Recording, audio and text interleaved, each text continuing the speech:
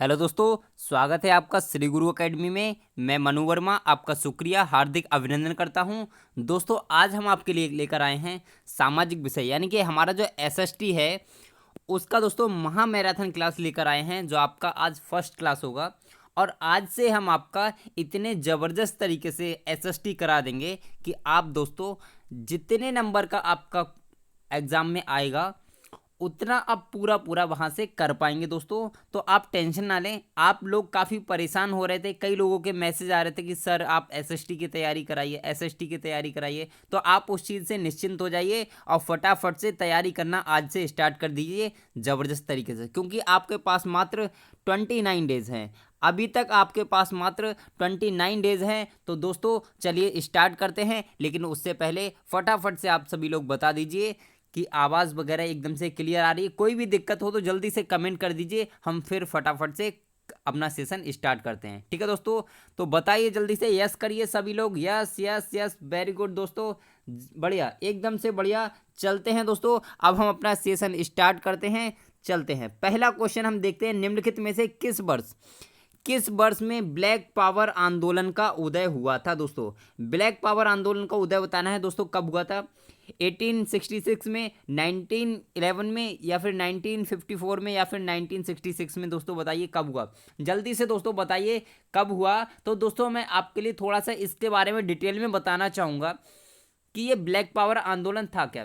तो black power आंदोलन आपका मार्टिन लूथर से संबंधित था। यदि आपने मार्टिन लूथर को पढ़ा होगा तो ये मार्टिन लूथर से संबंधित था। ठीक है, देखिए हमेशा क्या था, मार्टिन लूथर एक क्या था, ईसाई था। और ईसाई धर्म में दो प्रकार के ईसाई होते हैं, एक होता है आपका प्रोटेस्टेंट धर्म होता है, प्रोटेस्टेंट धर्म, और एक होता है आपका, एक सेकेंड रुकिए मुझे थोड़ा सा ध्यान नहीं आ रहा है, हाँ, कैथोलिक धर्म होता है। ठीक है, कैथोलिक ईसाई होते हैं। तो दो प्रकार के आपके क्रिश्चियंस होते हैं, तो इनको आप याद रखिए।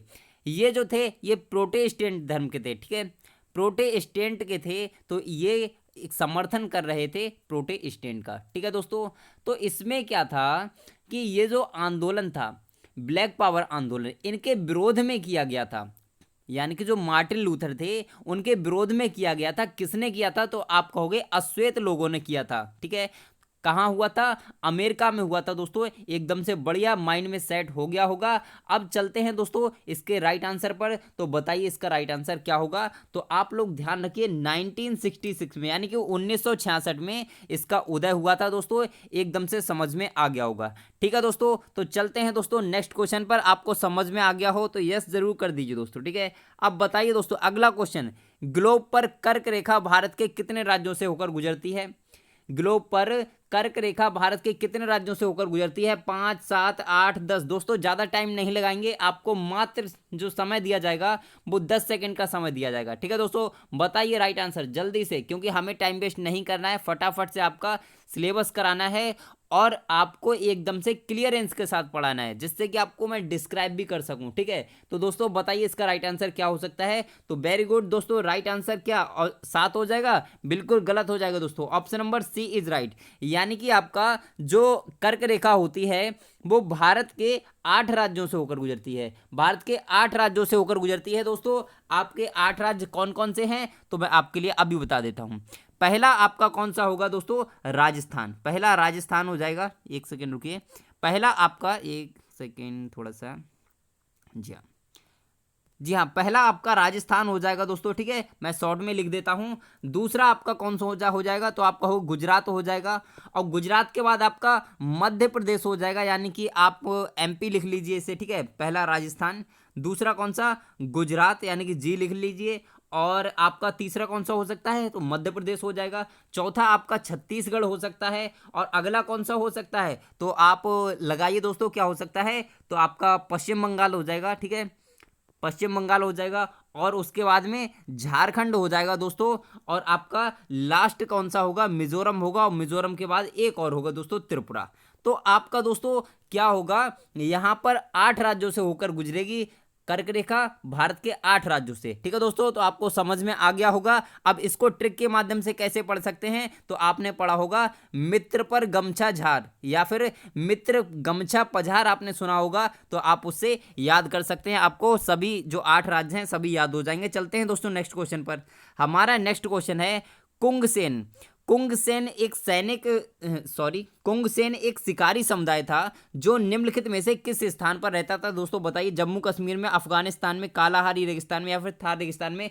जल्दी से बताइए दोस्तों, इसका राइट आंसर क्या हो सकता है। जल्दी से बताइए दोस्तों, सभी भाई बहन बताइए। और हाँ, पीछे वाला जो क्वेश्चन था, अभी इससे पहले जो क्वेश्चन था उसमें कर्क रेखा की बात की गई थी, तो कर्क रेखा बताइए कितने अक्षांश पर होती है। सभी भाई बहन कमेंट करें, कर्क रेखा कितने अक्षांश पर होती है दोस्तों। तो जल्दी से बताइए, जल्दी से बताइए दोस्तों। ओनली आपको 10 सेकंड का समय दिया जाएगा। जल्दी से आप सभी लोग कमेंट कर दीजिए दोस्तों।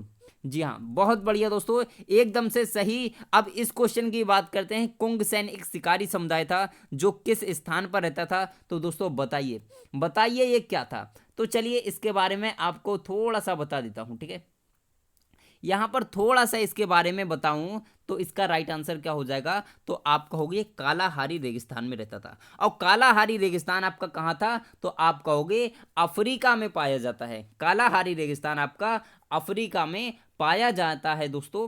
ठीक है, और यह कहा जाता है कि पहली बार 1870 में अफ्रीकी देहाती समूह का सामना करने के बाद यह समुदाय दुनिया में नजर आया था। कहने का मतलब, आपको समझाना ये चाह रहा था मैं कि सबसे पहले ये देखा गया था ना, तो 1870 में देखा गया था। इसको आप ध्यान रखिए। अब दोस्तों चलते हैं नेक्स्ट क्वेश्चन पर। हमारा नेक्स्ट क्वेश्चन आता है कि पवन की गति, पवन की गति निम्नलिखित में से किस यंत्र के द्वारा मापी जाती है दोस्तों। तो बताइए बहुत जल्दी से, जल्दी से बताइए दोस्तों। सभी लोग एकदम से राइट आंसर कीजिए। आपको मात्र समय दिया जाता है 10 सेकंड, 10 सेकंड का समय दिया जाता है दोस्तों। राइट आंसर आप सभी लोग कमेंट कीजिएगा। ठीक है, बिल्कुल, बहुत बढ़िया। एनीमोमीटर, एनीमोमीटर के द्वारा पवन की गति को मापा जाता है दोस्तों। ठीक है, पवन की गति को मापा जाता है, एकदम से राइट आंसर हो जाएगा। ठीक है, बैरोमीटर से क्या होता है दोस्तों, वायु दाब मापा जाता है। विंडवेन क्या होता है, तो ये दिशा बताता है। रोटामीटर कुछ होता ही नहीं दोस्तों। ठीक है, तो आपका राइट आंसर कौन सा होगा,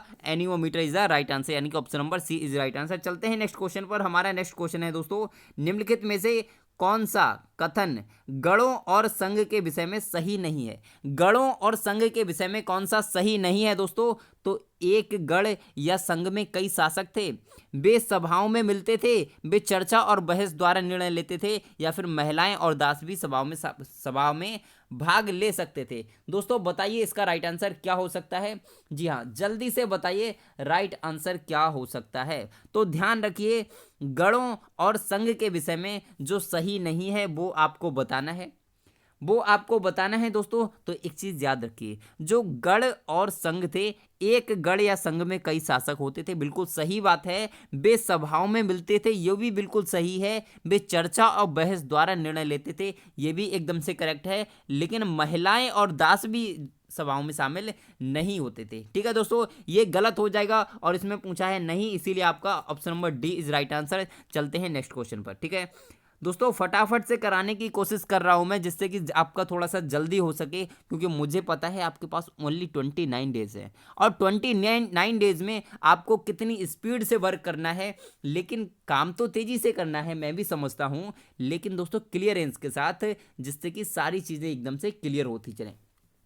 तो यहाँ पर इस क्वेश्चन को बताइए दोस्तों, स्वाधीनता हमारा लक्ष्य है और हिंदुत्व ही हमारी आकांक्षा पूरी कर सकता है, यह कथन किसका है। और यह क्वेश्चन एकदम से मोस्ट इंपोर्टेंट दोस्तों लगाना चाहूँगा, मोस्ट इंपोर्टेंट। स्वाधीनता हमारा लक्ष्य है और हिंदुत्व ही हमारी आकांक्षा पूरी कर सकता है, यह कथन अरविंद घोष का है, लोकमान्य तिलक का है, देवेंद्रनाथ टैगोर का है, या फिर राम गोपाल घोष का है। दोस्तों राइट आंसर आप सभी लोग कमेंट कर दीजिएगा क्या हो सकता है। तो ध्यान रखिए, ध्यान रखिए दोस्तों, राइट आंसर क्या हो सकता है, जल्दी से बता दीजिए। जी हाँ, बिल्कुल, बहुत बढ़िया दोस्तों। जी हाँ, बताइए दोस्तों, जी हाँ, बिल्कुल, option number first is right answer. Option number first is right answer. Arvind Ghosh ने कहा था स्वाधीनता हमारा लक्ष्य है और हिंदुत्व ही हमारी आकांक्षा है। अरविंद घोष ने कहा था, एकदम बहुत इंपॉर्टेंट कोटेशन है, तो आप इसको ध्यान रखिए दोस्तों। आप इसको बहुत अच्छे से ध्यान रखिए, आपके एग्जाम में आ सकता है, ठीक है, 99% आ सकता है। निम्नलिखित में से किसने भारतीय राष्ट्रीय कांग्रेस आईएनसी की स्थापना की थी? भारतीय राष्ट्रीय कांग्रेस की स्थापना किसने की? Annie Besant, doctor B R Ambedkar, A O Hume या फिर जवाहरलाल नेहरू? बताइए, ये क्वेश्चन किसी का भी गलत नहीं होना चाहिए, तो आप ध्यान रखिए। पहले तो ये बताइए इसकी स्थापना कभी हुई, तो आप कहोगे 1885 में। 1885 में इसकी स्थापना हुई थी। किसने की दोस्तों? तो आप कहोगे ए ओ ह्यूम के द्वारा। किसके द्वारा? ए ओ ह्यूम के द्वारा। एकदम से राइट आंसर सभी लोगों का। चलते हैं दोस्तों नेक्स्ट क्वेश्चन पर। हमारा नेक्स्ट क्वेश्चन आता है कि भारत में बृहद पैमाने पर जूट की खेती निम्नलिखित में से किस नदी घाटी क्षेत्र में की जाती है? किस नदी घाटी क्षेत्र में की जाती है दोस्तों? बताइए। आपने थोड़ा सा भी दिमाग लगाया तो आप इस क्वेश्चन को बड़े आराम से दोस्तों करके ले जाओगे, कोई दिक्कत आपको नहीं होगी। तो इसका राइट आंसर क्या हो सकता है? गंगा हो सकता है, सिंधु या फिर हुगली या दामोदर? बताइए दोस्तों, राइट आंसर क्या हो सकता है? तो ध्यान रखिए, आपको मैं बता दूं, सबसे ज्यादा जूट की खेती जो होती है किस नदी घाटी क्षेत्र में की जाती है? तो आपका राइट आंसर क्या होगा? तो आपका राइट आंसर हो जाएगा option number C is right answer, यानी कि हुगली। हुगली नदी के क्षेत्र में की जाती है। लेकिन अगर क्वेश्चन ये आ जाए किस राज्य में की जाती है, तो आप कहोगे पश्चिम बंगाल में। कहां दोस्तों? पश्चिम बंगाल में सबसे ज्यादा खेती की जाती है। किसकी? आपके जूट की, ठीक है। सबसे ज्यादा खेती भी वहीं की जाती है और दूसरी चीज सबसे ज्यादा बाहर के लिए यानी कि विदेशों के लिए सप्लाई भी यहीं से होता है दोस्तों, ठीक है। चलते हैं दोस्तों नेक्स्ट क्वेश्चन पर। हमारा नेक्स्ट क्वेश्चन आता है, निम्नलिखित शहरों में से किस शहर में संविधान सभा का पहला सत्र आयोजित किया गया था? नई दिल्ली, मुंबई, कोलकाता, लाहौर? बताइए दोस्तों, राइट आंसर क्या हो सकता है? बहुत बढ़िया दोस्तों, एकदम से आप सभी लोगों का सही आ रहा है, लेकिन कुछ लोगों का गलत भी आ जाता है बीच बीच में। तो बताइए राइट आंसर क्या हो सकता है? तो ध्यान रखिए, संविधान सभा का प्रथम सत्र कब आयोजित हुआ था? आपको यह भी पता होना चाहिए। तो 1946 में। कब हुआ था? 1946 में हुआ था। और कहां हुआ था? तो आप सभी लोग जानते हैं, नई दिल्ली में हुआ था।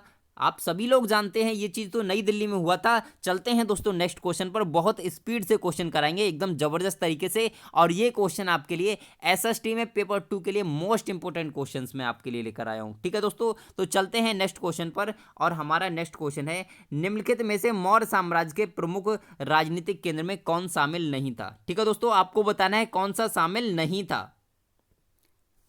जी हाँ दोस्तों, बताइए इसका राइट आंसर क्या हो सकता है? क्या हो सकता है दोस्तों इसका राइट आंसर? जल्दी से आप सभी लोग बताइए इसका राइट आंसर। तो बताइए, निम्नलिखित में से मौर्य साम्राज्य के प्रमुख राजनीतिक केंद्र में कौन शामिल नहीं था? कौन शामिल नहीं था दोस्तों? क्या तोसला नहीं था, तक्षशिला नहीं था, गिरनार नहीं था, उज्जैनी नहीं था? कौन सा नहीं था दोस्तों? राइट आंसर आप सभी लोग कमेंट कीजिएगा। आपको मिलते हैं मात्र 10 सेकंड, क्योंकि दोस्तों एक चीज याद रखिए, ठीक है। आपके ये जो क्वेश्चंस है ना एसएसटी वाले, उनमें आपको टाइम नहीं लगाना है। आपको टाइम लगना चाहिए तो कहाँ लगना चाहिए? सिर्फ और सिर्फ पेडागोजी में टाइम लगना चाहिए, ठीक है। ये क्वेश्चंस आपके वो होते हैं जहां पर आपको टाइम बचाना होता है, तो इसीलिए मैं भी आपके लिए ज़्यादा टाइम नहीं दूंगा दोस्तों। इसीलिए आपके लिए मात्र 10 सेकंड का टाइम देता हूं। आप सभी लोग कमेंट कर दीजिए, ठीक है। बताइए दोस्तों राइट आंसर क्या हो सकता है? तो मैं आपको बता दूं, गिरनार नहीं था। गिरनार नहीं था। मौर्य साम्राज्य के प्रमुख राजनीतिक केंद्र जो थे उनमें गिरनार नहीं था दोस्तों, ठीक है। तोशिला था, तक्षशिला था, उज्जैनी भी था, लेकिन आपका गिरनार नहीं था दोस्तों, ठीक है। अगर मैं कुछ प्रमुख केंद्रों की बात बताऊं तो आप ध्यान रखिए, पहला आप पाटलिपुत्र याद रखिए, ठीक है। मौर्य साम्राज्य के प्रमुख केंद्रों में पहला आप पाटलिपुत्र को याद रखिए, तक्षशिला को याद रखिए, उज्जैनी को याद रखिए, तोशिला और सुवर्णगिरी, इन पांचों को तो आप बहुत ही अच्छे से याद रखिए, ठीक है दोस्तों। तो चलते हैं नेक्स्ट क्वेश्चन पर। और अगर समझ में आ गया हो तो एकदम से लाइक कर दीजिए दोस्तों, लाइक कर दीजिए सभी भाई बहन, अगर एकदम से समझ में आ गया हो तो, ठीक है दोस्तों। चलते हैं नेक्स्ट क्वेश्चन पर। और हमारा नेक्स्ट क्वेश्चन है, निम्नलिखित नदियों में से कौन सी नदी बंगाल की खाड़ी में नहीं गिरती है? जो नहीं गिरती है बंगाल की खाड़ी में, उसको बताना है दोस्तों। पेन्नार नदी, कावेरी नदी, महानदी या तापी नदी? बताइए दोस्तों राइट आंसर क्या हो सकता है? आप सभी लोग कमेंट कीजिएगा, ठीक है। तो यहाँ पर एक चीज़ याद रखिए, ठीक है। तो सबसे पहले तो ये पता होना चाहिए कि ये मान लीजिए हमारा क्या है दोस्तों, ये भद्दा सा चित्र बना देते हैं, हमें बनाना तो नहीं आता है फिलहाल ज़्यादा। ये इस तरीके से आप कहेंगे कैसा बनाया है, लेकिन समझ जाइए बस, ठीक है। तो आपका जो बंगाल की खाड़ी होती है वो आपकी इस साइड में होती है, यानी कि किस दिशा में है, तो आप कहोगे पूर्व दिशा में है। आपको ये भी पता होना चाहिए, ठीक है दोस्तों। ये चीज़ आपको पता होना चाहिए। अगर हम इस क्वेश्चन की बात करते हैं, अगर हम इस क्वेश्चन की बात करते हैं दोस्तों, तो पेन्नार नदी बिल्कुल आपकी बंगाल की खाड़ी में गिरती है, एकदम से सही है। और इसमें पूछा है कि कौन सी नहीं गिरती है, तो ये तो नहीं हो सकता, ठीक है। कावेरी नदी, क्या कावेरी नदी हो सकती है, तो आप सभी को पता होना चाहिए कावेरी नदी भी आपकी बंगाल की खाड़ी में ही गिरती है। नेक्स्ट अगर हम बात करते हैं महानदी, तो महानदी भी आपकी बंगाल की खाड़ी में गिरती है। गंगा नदी भी आपकी बंगाल की खाड़ी में गिरती है, तो आपको पता होना चाहिए। लेकिन तापी नदी आपकी बंगाली खाड़ी में नहीं गिरती है, यही आपका राइट आंसर हो जाएगा, ठीक है। चलते हैं नेक्स्ट क्वेश्चन पर। हाँ, क्वेश्चन है हमारा, पर्यावरण संबंधी समस्याएं निम्नलिखित में से किसकी समस्याएं हैं दोस्तों, बताइए। सभी विकासशील देश की, सभी विकसित देश के औद्योगिकरण की, सभी अफ्रीकी देशों की, या फिर पूरी दुनिया की। किसकी समस्याएं हैं जो पर्यावरण संबंधी समस्याएं हैं, जल्दी से बताइए आप सभी लोग, जल्दी से आप सभी लोग बताइए राइट आंसर क्या हो सकता है। जल्दी से आप सभी लोग कमेंट कीजिएगा। जी हाँ, बहुत बढ़िया दोस्तों, एकदम से आप सभी का राइट आंसर आ भी रहा है। तो क्या हो सकता है दोस्तों, क्या सभी विकासशील देशों की समस्याएं हैं, तो बिल्कुल से क्या होगा, ये ध्यान रखिए, सभी विकासशील देशों की समस्याएं हैं, ठीक है। लेकिन सभी विकसित देशों की औद्योगिकरण की समस्या है, तो ये भी है दोस्तों, अफ्रीकी देशों की भी समस्याएं हैं। इसका मतलब क्या है कि पूरी दुनिया की ही समस्या है, ठीक है। पर्यावरण संबंधी समस्या पूरी दुनिया की समस्या है, यानी कि option number D is right answer. चलते हैं दोस्तों नेक्स्ट क्वेश्चन पर, और हमारा नेक्स्ट क्वेश्चन है दोस्तों, सूरत में अंग्रेजों को फैक्ट्री खोलने की आज्ञा देने वाला प्रथम मुगल सम्राट कौन सा? शाहजहां, औरंगजेब, अकबर या जहांगीर, कौन था दोस्तों, जल्दी से बताइए। सूरत में जो सबसे पहले अंग्रेजों ने फैक्ट्री खोली थी, तो उसको सबसे पहले किसने कहा था कि आप यहाँ पर आज्ञा दे दी कि आप यहाँ पर फैक्ट्री खोल सकते हैं, तो इस प्रकार से आज्ञा किसने दी थी दोस्तों, आप सभी लोग बताइए किसने आज्ञा दी थी, ठीक है। जल्दी से आप सभी लोग कमेंट कर दीजिएगा। जी हाँ, बहुत बढ़िया दोस्तों, एकदम से सही राइट आंसर आप सभी लोगों का आ रहा है, जहांगीर। जहांगीर ने सबसे पहले अंग्रेजों के लिए फैक्ट्री खोलने की आज्ञा दी थी। और आप बताइए दोस्तों, जहांगीर किसके पुत्र थे, जल्दी से कमेंट कीजिएगा। जहांगीर किसके पुत्र थे दोस्तों, ठीक है। जहांगीर किसके पुत्र थे ये भी आपको बताना है, और जहांगीर के पुत्र का क्या नाम था ये भी आपको बताना है दोस्तों। जल्दी से आप कमेंट कीजिएगा, ठीक है। और जजिया कर को हटाने वाला कौन था, तो आप कहोगे अकबर, जजिया कर हटाया था अकबर ने, ठीक है। आप इनको याद रखोगे, ठीक है। और जजिया कर दोबारा से किसने लगाया था, तो आप याद रखोगे औरंगजेब ने। लाल किला किसने बनवाया, तो शाहजहां ने बनवाया था। और आपका जो ताजमहल बनवाया वो भी आपका शाहजहां ने बनवाया था। तो बिल्कुल डिस्क्राइब करते हुए चलते हैं, ठीक है दोस्तों, एकदम से ध्यान रखिए, बहुत ही जबरदस्त तरीके से। चलते हैं दोस्तों नेक्स्ट क्वेश्चन पर, और हमारा नेक्स्ट क्वेश्चन आता है, निम्नलिखित में से क्या लोकतांत्रिक मूल्यों का समकालीन नहीं है दोस्तों। जो नहीं है ना, जहां पर आपको नहीं है दिख जाए वहां पर अंडरलाइन कर लीजिए पहले ही। अब बात करते हैं निर्णय लेने में जनता की भागीदारी, शक्ति का केंद्रीकरण, समान मतदान का अधिकार, या फिर विविधता की सुविधा। लोकतांत्रिक मूल्यों का समकालीन नहीं है दोस्तों, ये आपको बताना है जो आपका समकालीन नहीं है।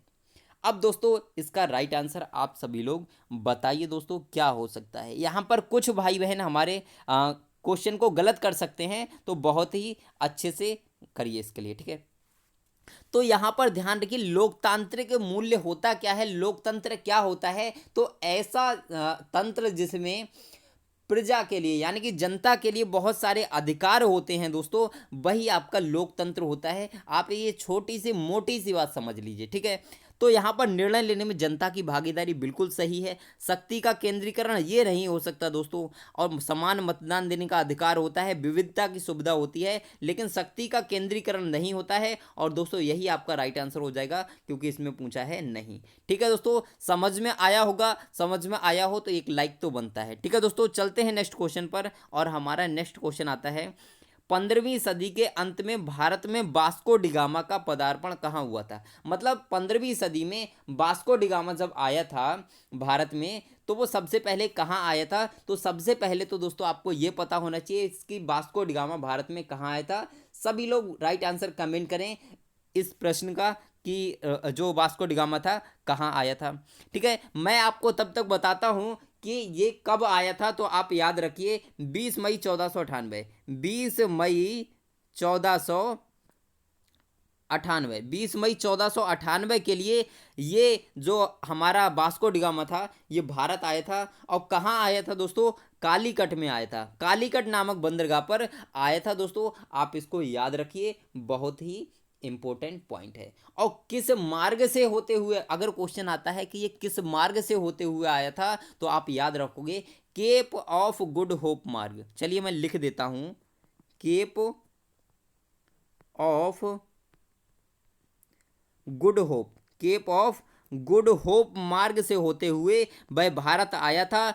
तो दोस्तों आप याद रखिए, पा है दोस्तों, ठीक है, केप ऑफ गुड होप मार्ग से होते हुए वह भारत आया था। तो यहाँ से कई सारे क्वेश्चंस बनते हैं। पहला क्वेश्चन ये बनेगा कि वास्को डिगामा किस सदी में भारत आया था। तो आप याद रखोगे 15वीं सदी में भारत आया था। दूसरा क्वेश्चन किस सन में भारत आया था। तो आप क्या कहोगे, 20 मई 1498 को भारत आया था। भारत के किस स्थान पर आया था। तो आप कहोगे कालीकट पे आया था। Option number C is right answer. एक और क्वेश्चन बन सकता है कि किस मार्ग से होकर वह भारत आया। तो आप कहो केप ऑफ गुड होप मार्ग से होकर भारत आया था। और एक क्वेश्चन और बन सकता है दोस्तों, आप इसको राइट आंसर कमेंट कीजिएगा कि जो वास्को डिगामा था कहाँ का निवासी था। आप सभी लोग कमेंट कीजिएगा वास्को डिगामा कहाँ का निवासी था। सभी भाई बहन कमेंट करें। बहुत बढ़िया दोस्तों, सभी भाई बहन जल्दी से, ओनली 10 सेकेंड आपको दिए जाते हैं, जल्दी से आप सभी लोग कमेंट कर दीजिए। ठीक है, जी हाँ, बहुत बढ़िया दोस्तों।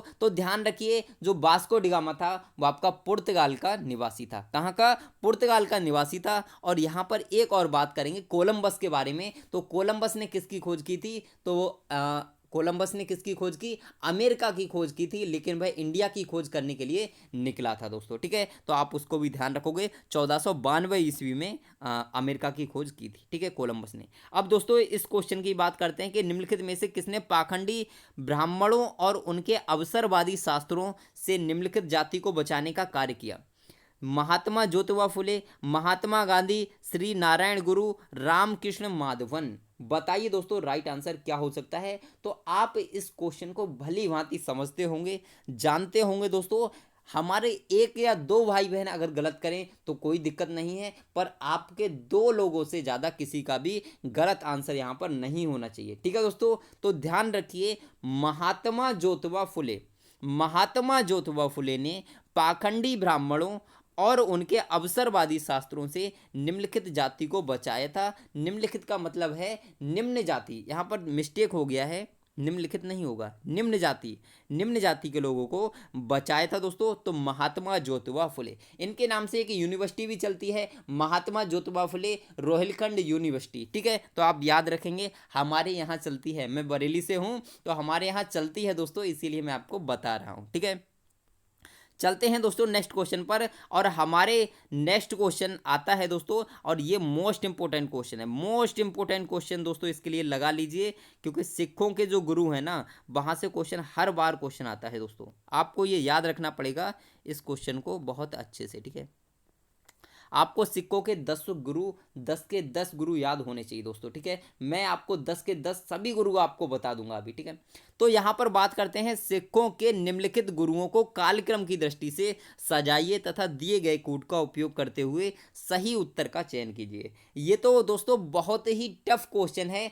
टफ इसलिए है क्योंकि इसमें एक क्रम पूछा है दोस्तों, क्रम पूछा है कि पहले किसका काल था, उसके बाद में किसका काल आया, फिर उसके बाद किसका काल आया, ये आपको बताना है। तो बताइए दोस्तों राइट आंसर सभी लोग कमेंट कीजिएगा। हो सकता है ये आप से क्वेश्चन ना बने दोस्तों, कुछ लोगों का गलत भी हो सकता है, तो आप टेंशन मत लीजिए। अगर गलत होता है तो आप कंफ्यूज ना हो। ठीक है, मैं आपको सारी चीज़ें क्लियर कराऊंगा। तो इसका जो राइट आंसर होगा वो क्या होगा। तो सबसे पहले जो थे हर राय जी थे। अगर इन ऑप्शंस की बात करें तो सबसे पहले कार्यक्रम हर राय जी का था। किसका, हर राय जी का था। ठीक है दोस्तों, ध्यान रखेंगे। उसके बाद जो कालक्रम की बात करते हैं तो आता है आपका हरकिशन जी का, ठीक है। और उसके बाद आपका गुरु तेग बहादुर जी का, और उसके बाद गुरु गोविंद जी का, गोविंद सिंह जी का आता है दोस्तों। अब यहाँ पर बात करते हैं जो हमारे सिखों के गुरु थे, ठीक है। 10 गुरु थे, हम 10 के 10 गुरु की बात कर लेते हैं। पहला गुरु दोस्तों याद रखिए, नहीं पता हो लिख लीजिए, कॉपी पेन लेकर बैठिए, फटाफट से लिख लीजिए, मैं आपके लिए बोलता चलता हूं, ठीक है। पहले गुरु थे गुरु नानक देव। कौन दोस्तों? गुरु नानक देव, गुरु अंगद देव, गुरु अमरदास, गुरु रामदास, गुरु अर्जुन सिंह, गुरु हरगोविंद सिंह, गुरु हर्राय, और कौन हो सकता है दोस्तों? हाँ, और बचे हुए हैं गुरु हरकिशन और गुरु तेग बहादुर, और एक और आपके लास्ट बचे हुए सबसे अंत में कौन आते हैं तो आप याद रखेंगे गुरु गोविंद सिंह, ठीक है दोस्तों। सभी याद कर लीजिए, नहीं पता हो लिख लीजिए, आपसे एक बार नहीं 10 बार कहता हूं दोस्तों, ठीक है। तो आप एक बार दोबारा से सुन लीजिए, गुरु नानक देव, गुरु अंगद देव, गुरु अमरदास, गुरु रामदास, गुरु अर्जुन सिंह, और कौन थे दोस्तों? गुरु हरगोविंद सिंह, और आपके गुरु हर्राय, गुरु हरकिशन, गुरु तेग बहादुर, और लास्ट आपके गुरु गोविंद सिंह। तो आपके ये 10 गुरु हो जाते हैं दोस्तों। यहां से हर बार क्वेश्चन आता है, तो ध्यान रखिए, option number D is right answer, ठीक है दोस्तों। चलते हैं नेक्स्ट क्वेश्चन पर, और हमारा आज का नेक्स्ट क्वेश्चन है, निम्नलिखित ग्रहों में से कौन सा जोवियन ग्रह है? तो सबसे पहले तो दोस्तों आपको यही पता होना चाहिए कि जोवियन ग्रह होते कौन से हैं। जोवियन ग्रह अगर आपको पता होगा कौन से होते हैं, तभी तो आप इसका राइट आंसर लगा पाओगे। तो मैं आपको बता देता हूं जोवियन ग्रह कौन से होते हैं। तो जो ज़्यादातर हीलियम और हाइड्रोजन गैसों से बने होते हैं, मतलब जिनकी संरचना में सबसे ज़्यादा हाइड्रोजन और हीलियम गैसों का मिश्रण होता है, वही आपके जोवियन ग्रह कहलाते हैं। सिंपल सी बात है। अब कौन कौन से होते हैं तो कुछ मैं आपके लिए बता देता हूं। पहले आप राइट आंसर बता दीजिए, फिर मैं आपके लिए बताता हूं। तो इसका जो राइट आंसर होगा वो होगा आपका ऑप्शन नंबर कौन सा हो सकता है, तो आप ध्यान रखिए, बृहस्पति। कौन सा दोस्तों? बृहस्पति एकदम से राइट आंसर हो जाएगा, ठीक है दोस्तों। जोवियन ग्रह कौन से होते हैं? तो पहले तो आपको यही याद रखना पड़ेगा कि ऐसे ग्रह जिनकी संरचना में हीलियम और हाइड्रोजन गैसों का सबसे ज्यादा मिश्रण होता है, वही आपके जोवियन ग्रह कहलाते हैं। तो इसका राइट आंसर कौन सा होगा? तो मैंने आपके लिए बता दिया, बृहस्पति जो ग्रह है उसमें आपका हाइड्रोजन और हीलियम गैस बहुत ज्यादा है, ठीक है। इसके अलावा भी अगर मैं आपको बताऊं तो बृहस्पति के अलावा आपका शनि, कौन सा दोस्तों? शनि, और आपका कौन सा दोस्तों? यूरेनस। यूरेनस मतलब अरुण, अरुण, और आपका नेपच्यून। नेपच्यून का मतलब क्या होता है? वरुण, ठीक है। तो आपको हिंदी और इंग्लिश दोनों नाम याद रखने पड़ेंगे। तो इन्हें आप 4 ग्रहों को याद रखिए, ये ग्रह आपके जोवियन ग्रह कहलाते हैं। कौन कौन से दोस्तों? बृहस्पति, शनि और अरुण और वरुण, यानी कि आपके जो बाहरी ग्रह हैं वही आपके जोवियन ग्रह हैं। इतना भी आप याद कर सकते हैं, ठीक है। चलते हैं दोस्तों नेक्स्ट क्वेश्चन पर, और हमारा नेक्स्ट क्वेश्चन आता है, निम्नलिखित वक्रों में से कौन सा वक्र यू आकार का नहीं होता है? दोस्तों आपको ये बताना है, ठीक है। औसत लागत वक्र, औसत परिवर्तनशील लागत वक्र, सीमांत लागत वक्र, या फिर औसत स्थिर लागत वक्र। दोस्तों बताइए इसका राइट आंसर क्या हो सकता है? जी हाँ, बहुत बढ़िया दोस्तों, राइट आंसर आप जल्दी से बताइए। ये क्वेश्चन आपका कुछ लोगों का गलत हो सकता है, तो आपको टेंशन लेने की बात नहीं है दोस्तों, ठीक है। तो ध्यान रखेंगे कौन सा वक्र यू आकार का नहीं होता है, ठीक है। तो आप याद रखिए, हमने किसी भी बिजनेस को स्टार्ट किया, ठीक है। जब बिजनेस को स्टार्ट करेंगे दोस्तों, तो क्या होगा, उसमें कभी घाटा भी हो सकता है, कभी लाभ भी हो सकता है, कभी आपको घाटा भी हो सकता है। तो यानी कि औसत लागत वक्र आपका यू आकार का हो सकता है, बिल्कुल सही है, ठीक है। औसत परिवर्तनशील वक्र, जब उसमें परिवर्तन आएगा तब भी वो हो सकता है, ठीक है। सीमांत लागत वक्र ये भी होगा, लेकिन जब आपका औसत स्थिर लागत वक्र होगा, तो जब स्थिर ही रहेगा दोस्तों, तो उसमें यू आकार का बनने का कोई सवाल ही नहीं है, ठीक है। आपको समझ में आ गया होगा, और समझ में आ गया हो तो यस कर दीजिए, वीडियो को लाइक कर दीजिए, और चैनल को सब्सक्राइब नहीं किया है तो सब्सक्राइब कर लीजिए, और आपको बेल आइकन को जरूर दबाना है, जिससे कि हम अगर लाइव क्लास लेकर आते हैं तो आपको तुरंत आपको पता लग जाएगा कि लाइव क्लास स्टार्ट हो चुकी है, ठीक है दोस्तों। और यदि आपको लाइव क्लास नहीं पता है तो शेड्यूल सुन लीजिए, मनु वर्मा, यानी कि मेरी जो लाइव क्लास होती है वो आपकी दोपहर में 12 बजे, और आपको शाम को 4 बजे, और एक आपको लाइव क्लास मिलेगी दोस्तों रात्रि में 9 बजे। ठीक है दोस्तों, तो आपको इस time per day live class मिलेगी, आप टेंशन मत लीजिएगा। ठीक है दोस्तों, तो इसकी अगर हम बात करते हैं क्वेश्चन की, निम्नलिखित ऊर्जा संसाधनों में से कौन प्राचीन समय में वनस्पति संपीड़न द्वारा बनी हुई है?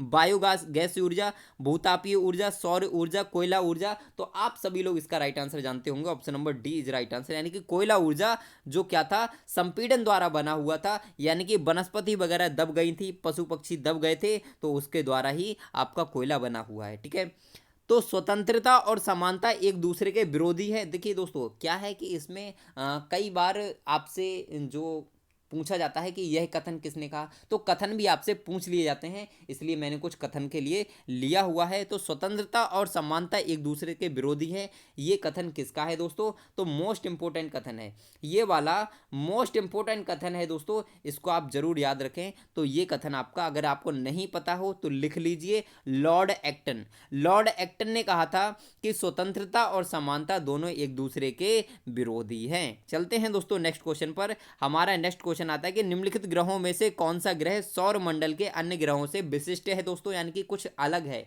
यूनिक है दोस्तों। क्यों यूनिक है अभी बात करेंगे। अब पहले दोस्तों इसका राइट आंसर आप सभी लोग बता दीजिए, राइट आंसर बता दीजिए दोस्तों, जल्दी से आप सभी लोग राइट आंसर कमेंट करें। जी हाँ, जी हाँ दोस्तों, बहुत बढ़िया, कमेंट करें इसका राइट आंसर। क्या शनि हो सकता है, बृहस्पति हो सकता है, यूरेनस हो सकता है, या फिर नेपच्यून हो सकता है? जल्दी से आप सभी लोग राइट आंसर कमेंट कीजिएगा। जी हाँ, जी हाँ दोस्तों, बहुत बढ़िया। जी हाँ, बताइए दोस्तों। तो Brihaspati, option number B is right answer, यानी कि जो आपका बृहस्पति ग्रह होता है वो आपके सौर मंडल के अन्य ग्रहों से क्या है दोस्तों, थोड़ा सा अलग है। क्या है दोस्तों? अलग है दोस्तों। क्यों अलग है? तो पहली चीज तो ये है कि बाकी जो ग्रह हैं वो कैसे हैं दोस्तों, छोटे हैं इससे आकार में, और ये आकार में कैसा है, बड़ा ग्रह है। एक तो ये अंतर हो सकता है। ठीक है, और एक अंतर ये है कि इसके जो चारों ओर क्या होता है कि गोलाकार पट्टी पाई जाती है। देखिए, हमेशा मैं आपको बता दूं कि इन चारों जो ग्रह आपको दिख रहे हैं, इनके चारों ओर भी वलय पाए जाते हैं, यानी कि ये ग्रह है और इनके चारों ओर आपको वलय पाए जाते हैं। देखिए, इस टाइप से होता है, ये मान लीजिए ग्रह है और इनके चारों ओर आपको वलय मिल जाएंगे। लेकिन मुख्यतः अगर आपसे पूछा जाए तो वलय आप लगाएंगे बृहस्पति के ऊपर। ठीक है, तो आपका option number B is right answer. चलते हैं दोस्तों नेक्स्ट क्वेश्चन पर। ये एक यूनिक ग्रह है, तो आप इसको ध्यान रखिए। और इसके अलावा अगर पृथ्वी दिया होता तो पृथ्वी यूनिक ग्रह हो जाता, क्योंकि वहां पर जीवन है और अन्य किसी ग्रह पर जीवन नहीं है। भारत में बैंक दर निश्चित की जाती है योजना आयोग द्वारा, भारतीय स्टेट बैंक द्वारा, वित्त मंत्रालय द्वारा, भारतीय रिजर्व बैंक द्वारा। जल्दी से बता दीजिए राइट आंसर क्या हो सकता है, जल्दी से आप सभी लोग कमेंट कीजिए दोस्तों। ठीक है, जी हाँ, जल्दी से बताइए कि किसके द्वारा बैंक दर निश्चित की जाती है। तो आप सभी लोगों का एकदम से राइट आंसर आ रहा है। क्या हो सकता है दोस्तों, क्या हो सकता है? तो बिल्कुल सही, option number D is right answer. भारतीय रिजर्व बैंक द्वारा भारत में बैंक की दर निश्चित की जाती है। और भारतीय रिजर्व बैंक क्या करता है, तो वो क्या करता है, नियंत्रण रखता है बैंकों पर, और बैंकों के लिए ऋण भी प्रदान करता है जरूरत पड़ने पर। अब बात करते हैं चंद्रगुप्त मौर्य के पुत्र का क्या नाम था दोस्तों, तो ये आपको बताना है। जी हाँ, जी हाँ, सभी लोग बताइए, चंद्रगुप्त मौर्य के पुत्र का क्या नाम था? चंद्रगुप्त मौर्य के पुत्र का क्या नाम था दोस्तों? जल्दी से आप सभी लोग कमेंट कर दीजिएगा। जी हाँ, बहुत बढ़िया दोस्तों, option number C is right answer. Chandragupta Maurya के पुत्र का नाम था बिंदुसार। बिंदुसार इनके पुत्र का नाम था। चलते हैं दोस्तों नेक्स्ट क्वेश्चन पर। ठीक है, अब चलते हैं नेक्स्ट क्वेश्चन पर, और हमारा नेक्स्ट क्वेश्चन है कि नेताजी सुभाष चंद्र बोस द्वारा आज़ाद हिंद फौज का गठन किया गया था दोस्तों, कहाँ किया गया था? टोक्यो में, बीजिंग में, सिंगापुर में, रंगून में? बताइए दोस्तों राइट आंसर क्या है। जी हाँ, जी हाँ, बताइए दोस्तों राइट आंसर क्या है। तो राइट आंसर आपका option number D is right answer हो जाएगा दोस्तों। गलत हो जाएगा, ध्यान रखिए, सिंगापुर में किया था। ठीक है, सिंगापुर में, लेकिन सिंगापुर में ही रंगून भी है, ये भी आपको ध्यान रखना है। ठीक है, तो यहाँ पर सिंगापुर हो जाएगा। चलते हैं नेक्स्ट क्वेश्चन पर। और दोस्तों अब अगर आपको वीडियो अच्छी लग रही हो इतना पढ़ने के बाद, अब तो लाइक कर दीजिए। आप तो ऐसे कंजूसी करते हैं, पता नहीं आपका क्या कुछ चला जाएगा। देखिए मिलना हमें भी कुछ नहीं है, अगर आप लाइक करेंगे हमें कुछ नहीं मिलने वाला, पर इतनी बड़ी चीज़ आप हमें देंगे जो हमारे लिए बहुत इंपॉर्टेंट है। एक मोटिवेशन देंगे आप, वो हमारे लिए बहुत इंपॉर्टेंट है। तो यदि आप चाहते हैं तो हमें गिफ्ट कर सकते हैं मोटिवेशन, ठीक है। अब बात करते हैं कि वायुमंडल की निम्नलिखित गैसों में से कौन सी गैस नाइट्रोजन के बाद सर्वोच्च सघनता वाली है? ऑक्सीजन, हाइड्रोजन, आर्गन या फिर कार्बन डाइऑक्साइड? जल्दी से आप सभी लोग राइट आंसर कमेंट कर दीजिए। तो ध्यान रखिए यहाँ पर बात किया गया है नाइट्रोजन के बाद। नाइट्रोजन के बाद पूछा है कि सबसे ज़्यादा गैस कौन सी है, तो आप सभी लोग जानते हैं ऑक्सीजन है, ठीक है। आप सभी लोग जानते हैं ऑक्सीजन गैस है, जिसका प्रतिशत कितना है, तो आप कहोगे 20.95%, यानी कि लगभग 21% आ जाता है, लेकिन जो फिक्स होता है वो होता है 20.95%, ठीक है। और आपका पूछा जाए नाइट्रोजन कितना होता है, तो 70%, ठीक है। तो आप इसको ध्यान रखेंगे। चलते हैं दोस्तों नेक्स्ट क्वेश्चन पर। और हमारा नेक्स्ट क्वेश्चन आता है, भारतीय सैन्य अकादमी कहाँ स्थित है? इस टाइप के प्रश्न बहुत आते हैं दोस्तों। ये अकादमी कहाँ स्थित है, इसका केंद्र कहाँ स्थित है, इस टाइप से बहुत सारे क्वेश्चंस आते हैं, तो मैं सारे क्वेश्चंस को कवर करा दूंगा। भारतीय सैन्य अकादमी कहाँ स्थित है, तो आप कहोगे देहरादून, माउंट आबू, हैदराबाद, उधमपुर। बताइए दोस्तों राइट आंसर क्या हो सकता है, सभी लोग कमेंट करें। तो ध्यान रखिए दोस्तों इसका राइट आंसर क्या हो सकता है, क्या हो सकता है इसका राइट आंसर, जल्दी से कमेंट कर दीजिएगा। तो एकदम से बढ़िया, माउंट आबू नहीं होगा, हैदराबाद हो सकता है, नहीं होगा दोस्तों, Dehradun is the right answer. Dehradun is the right answer, D for Dehradun, D for Dehradun right is the right answer. चलते हैं दोस्तों नेक्स्ट क्वेश्चन पर। हमारा नेक्स्ट क्वेश्चन आता है, निम्नलिखित कथनों में से कौन सा कथन ग्राम सभा के विषय में सत्य है? ग्राम सभा के विषय में सत्य पूछा है दोस्तों, कौन सा सत्य है? गांव का हर व्यक्ति ग्राम सभा का सदस्य है, क्या ये सही है? कोई भी जो 18 साल या इससे अधिक का है वह ग्राम सभा का सदस्य है, या फिर कोई भी जो 21 साल का है या फिर इससे अधिक है वह ग्राम सभा का सदस्य है, या फिर एक ग्राम सभा में केवल एक ही गांव होता है? बताइए राइट आंसर क्या हो सकता है दोस्तों। सभी भाई बहन राइट आंसर जरूर कमेंट कीजिएगा, क्योंकि इससे आपको भी थोड़ा सा अपना अंदाजा लगा रहता है और हमें भी थोड़ा सा अच्छा लगता है दोस्तों। तो बताइए इसका राइट आंसर क्या हो सकता है। बहुत बढ़िया दोस्तों, ध्यान रखेंगे कि आपका जो पहला ऑप्शन है वो एकदम से सही हो जाएगा। गांव का हर व्यक्ति ग्राम सभा का सदस्य होता है, क्या ये हो जाएगा? तो आप कहोगे नहीं होगा दोस्तों। ग्राम सभा का सदस्य तब होता है जब उसकी उम्र क्या हो जाती है, वोट डालने लायक हो जाती है, यानी कि 18 वर्ष हो जाती है, यानी कि option number B for right answer, यानी कि B for ball is the right answer. चलते हैं दोस्तों नेक्स्ट क्वेश्चन पर। हमारा नेक्स्ट क्वेश्चन है, राज्य व्यक्ति से पहले है, किसने कहा है? देखिए मैं आपको बताना चाहूंगा, एक तो आपके प्रश्न ये आते हैं, यह केंद्र कहाँ स्थित है, आपका चावल अनुसंधान केंद्र कहाँ स्थित है, जैसे कटक में स्थित है, इस तरीके से प्रश्न आते हैं। और एक आपके जो प्रश्न आते हैं वो इस तरीके से आते हैं, यह कथन किसने कहा है, जैसे राज्य व्यक्ति से पहले है, यह किसने कहा है। तो इस प्रकार के प्रश्न भी बहुत आते हैं दोस्तों। तो इसका राइट आंसर आप सभी लोग कमेंट कर दीजिए। जी हाँ, बहुत बढ़िया दोस्तों। तो इसका राइट आंसर क्या हो जाएगा, एकदम से सही आप सभी लोगों का राइट आंसर क्या होगा, अरस्तु ने कहा है।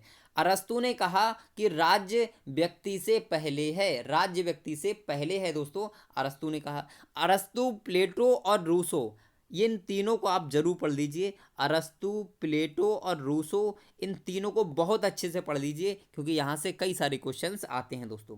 अब चलते हैं दोस्तों नेक्स्ट क्वेश्चन पर। निम्नलिखित में से किसने अफ्रीका से भारत के पश्चिमी तट, किसने एक मिनट रुकिए, दोबारा से थोड़ा सा बोलते हैं, क्योंकि गले में दर्द होने लगा ना, तो थोड़ी सी प्रॉब्लम हो जाती है, आप समझ सकते हैं। कंटिन्यू बोलते बोलते आप देखते हैं कभी मैं रुकता नहीं, ठीक है, ना ही फिजूली बात करता हूँ, केवल और केवल टॉपिक की बात करता हूँ, तो गले में दर्द होने लगता है, ठीक है।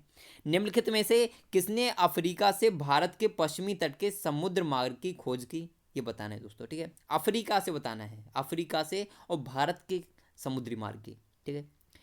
ब्रिटिश ने, कोलंबस ने, वास्को डिगामा ने, या फिर सर वॉल्टर रॉली? दोस्तों बताइए इसका राइट आंसर क्या हो सकता है। जी हाँ, बहुत बढ़िया दोस्तों, एकदम से आप सभी लोगों का सही भी आ रहा है। जी हाँ, जी हाँ, बताइए दोस्तों क्या हो सकता है।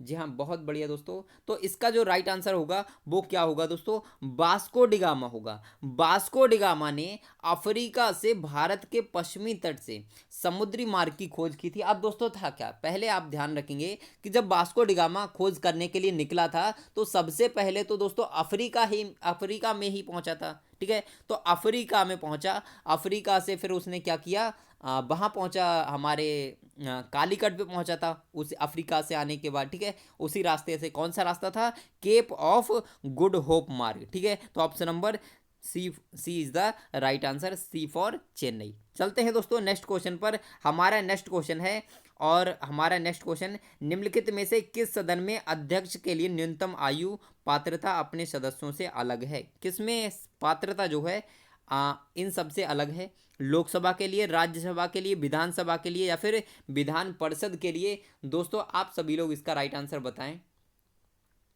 जी हाँ दोस्तों, आप सभी लोग इसका राइट आंसर सभी लोग बताएं कि इसमें से कौन जो है इसमें से यूनिक है अपने पात्रता की वजह से। तो बताइए दोस्तों, तो ध्यान रखेंगे लोकसभा के सदस्यों की आयु कितनी होती है, तो आपको 25 वर्ष, राज्यसभा के सदस्यों की आयु 30 वर्ष, विधानसभा के सदस्यों की आयु 25 वर्ष, और आपके विधान परिषद की आयु 25 वर्ष, और इसीलिए आपका इसकी 30 वर्ष होती है, इसीलिए राज्यसभा एकदम से यूनिक हो जाएगा, अलग है। ठीक है दोस्तों, चलते हैं नेक्स्ट क्वेश्चन पर। और दोस्तों अगर वीडियो अच्छी लग रही हो तो लाइक कर दीजिए, लाइव क्लास टाइमिंग नहीं पता हो तो बता देता हूँ एक बार फिर से, और रात्रि में आज आपको 9 बजे लाइव क्लास मिलेगी, बहुत ही ज़बरदस्त सेशन होने वाला है, सभी भाई बहन जरूर आएँ। ठीक है, तो भारत द्वारा पहला भूमिगत नाभिकीय परीक्षण किस वर्ष किया गया था, 1979 में, 1975 में, 1974 में, 1973 में। बता दीजिए इसका राइट आंसर कब हुआ। ठीक है, क्या है इसका राइट आंसर, जल्दी से बताइए दोस्तों। तो सबसे पहले मैं आपको बताना चाहूँगा, ठीक है, क्या बताना चाहूँगा कि यह जो परीक्षण हुआ था ना दोस्तों, वो आपका कब हुआ, तो आप कहोगे 1974 में हुआ। कब हुआ, 1974 में हुआ, अटल बिहारी वाजपेयी जी के शासनकाल में हुआ था। राजस्थान के जैसलमेर में पोखरण नामक स्थान है, वहां पे सबसे पहला परीक्षण किया गया था 18 मई 1974 के लिए। तो आप इसको ध्यान रखेंगे। ठीक है, और एक चीज़ और, थार का मरुस्थल तो आप है ही वहाँ पे, कभी कभी राजस्थान नहीं दिया होता है, थार का मरुस्थल दिया होता है, तो आप उसको ध्यान रखेंगे। और एक चीज़ और आप ध्यान रखेंगे, एक चीज़ क्या याद रखेंगे कि उसके बाद जो है प्रथम परमाणु परीक्षण की बात करें तो प्रथम परमाणु परीक्षण कब हुआ था, तो आप कहोगे 24 वर्षों के बाद हुआ था उसके। इतना याद रखिए कि जो हमारा प्रथम नाभिकीय परीक्षण हुआ था उसके 24 वर्षों के बाद हुआ था, यानी कि आपका कितना हो सकता है, तो हाँ आपका 1998, यानी कि 1998 में आपका परीक्षण हुआ था प्रथम, कौन सा, तो आप कहोगे परमाणु परीक्षण। ठीक है दोस्तों, आई होप आपको समझ में आया होगा, और अगर समझ में आया हो, वीडियो अच्छी लगी हो, तो वीडियो को लाइक कर दीजिए, शेयर कर दीजिए, और दोस्तों बने रहिए श्री गुरु अकेडमी के साथ। ठीक है, और आज रात्रि में 9 बजे लाइव क्लास में आने के लिए ना भूलें, क्योंकि आज का सेशन बहुत ही महत्वपूर्ण और बहुत ही मोस्ट इंपॉर्टेंट होने वाला है। तो दोस्तों अब बस इतना ही रखते हैं, गले में भी दर्द होने लगा है, तो बस आज के लिए बस इतना ही। फिर मिलते हैं 9 बजे, तब तक के लिए खुश रहिए, मस्त रहिए, मुस्कुराते रहिए दोस्तों, और तैयारी करते रहिए दोस्तों। ठीक है, कहीं जाने का नहीं, ठीक है, कहीं जाने का नहीं, बस तैयारी करना है। ठीक है, तो दोस्तों बाय बाय, जय हिंद।